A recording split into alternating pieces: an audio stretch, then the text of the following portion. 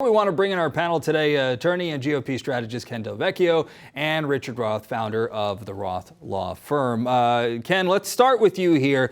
We heard Chairman Nadler get right to it. He went right for the jugular. He asked if the report exonerated the president, and Mueller said no, it did not. But should we be drawing a distinction and maybe defining what exoneration means here?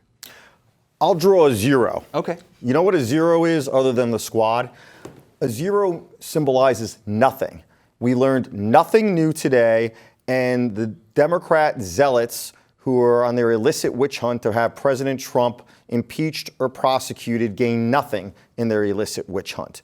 So, with that said, the prosecutor's role is not to exonerate. It is not to clear somebody. If there's 25 people on a train, one person gets murdered, 24 people are suspects.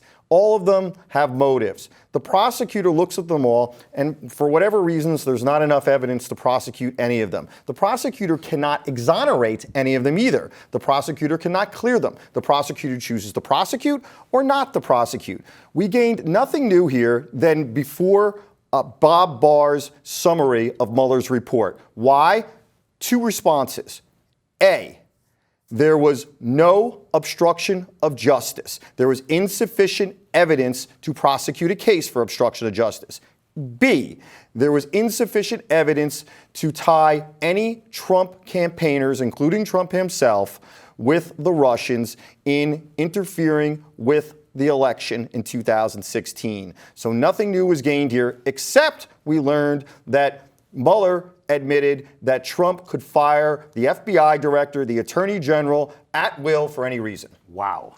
All right. I don't even know how to respond to it. Let's start with number one. Yes.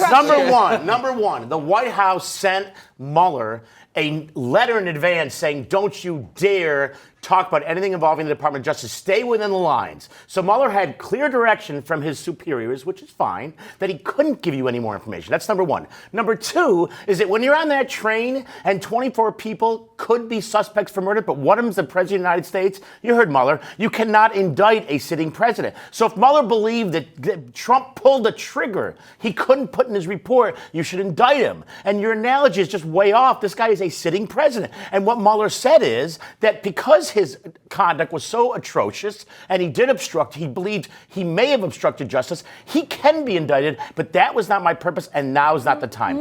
That's what Mueller said. Mueller actually kind of walked back to what he said to Congressman Ted Lieu. Let's play it when he was asked about the OLC opinion. Just take a listen.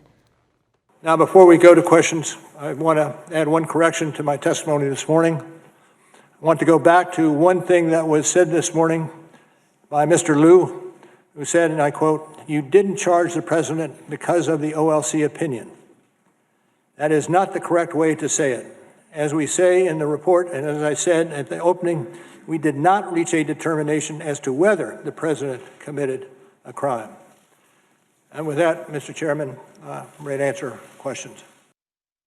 And that's not how Jerry Nadler understood it, based on what he said in this press conference that we just took live. Mueller didn't say what Democrats wanted him to say all along, that if it wasn't for the OLC opinion, then he would have indicted the president. What he's saying is that given the OLC opinion, this guidance, it kept him away from even making the decision. That's correct. But what's the point? So what's the point, Richard? Well, let's talk. You want to talk about the real point? You want to talk about the point? The point of this is all political. We know that. This is not about breaking the law. This is about the Democrats prolonging the Mueller investigation because the Democrats are getting good. They're getting good fodder with it. It's the front press. It's about Trump being nervous, right? And the Republicans are trying to end this investigation, saying finally it's over. So that's and what open this is a really different about. kind of investigation into the origins of the probe. But they're opening the origins. But let's be clear. The investigation was about whether Russia colluded with the United States, and there have been several 30 indictments, 6 people convicted. Yeah, but if there's no question. There's no question there was a valid origin for it. 0 people from the United States. It's all Russians. There was 0 evidence that anybody in the Trump campaign colluded with the Russians. I agree with you. The entirety of the basis behind this Mueller investigation was a complete fraud. No, it was whether or not Russia. It was whether or not Russia infringed on the election process. That was the purpose. The investigation's purpose. Gentlemen, very quickly, let's get back to this whole issue of exoneration, not exoneration here. Because is it fair for Robert Mueller to respond to Nadler and to say, no, the report did not exonerate the president, but then to clarify later that we did not reach a determination as to whether the president committed a crime? Is he speaking out of both sides of his mouth? He's absolutely, under those circumstances, speaking outside of both sides of the mouth. And here's particularly why. He admitted himself that he knows of no policy and no other circumstance where a prosecutor specifically says, I neither am exonerating or not exonerating. He knows what his job is. This is one of the most sophisticated prosecutors in the history of the United States. And he knows that you either choose to prosecute or you decline to prosecute. And here, he declined to prosecute. See, I disagree with that. It has absolutely nothing to do with the fact that the Attorney General guidelines say that you can't prosecute a sitting president. And that's exactly what he said. No, the report said that they did not find conclusive evidence, that they had insufficient evidence that there was any obstruction of justice or that there was any involvement with Russians in illicit activities. A, that's not what the report said. And B, in his preliminary statement, Mueller did say today, he said, my job was to deliver all the evidence and let you deal with it. He said, I am not going to indict. I'm not going to. His job was to write a report like that other congressman and he did about whether or not crimes have been committed, and about whether or not he would recommend. And if you get into the details about he tried to obstruct the investigation, how we kept telling McGrath to fire. That is obstruction of justice. The one thing that Trump has going for him, which is sort of ironic, is that no one listened to him.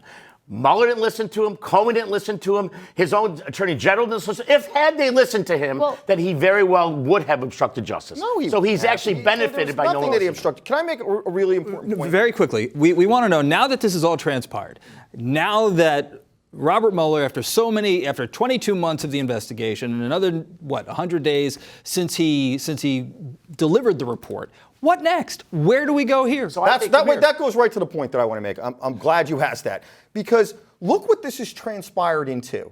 It's transpired to that a congressman is asking Bob Mueller, hey, did you go for an interview to be the FBI director? Oh, no, you didn't? You just went for an interview to talk about the FBI director position? Well, do you remember that you told Vice President Mike Pence that the only job you'd be interested in is the FBI director? You know where that's going? It's going to maybe Mueller has committed perjury. Now, let me answer your question. No, what we should do, wait, quickly. We're out of time, Ken. What we should do I got to answer this question. We're getting close.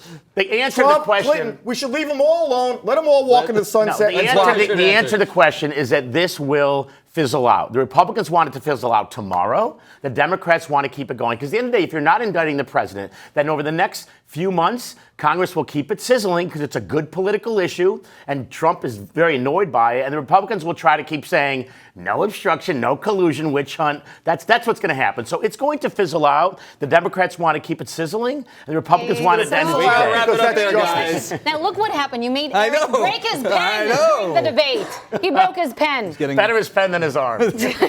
All right. Richard Roth, Ken Del Vecchio, thank you so much for this heated debate.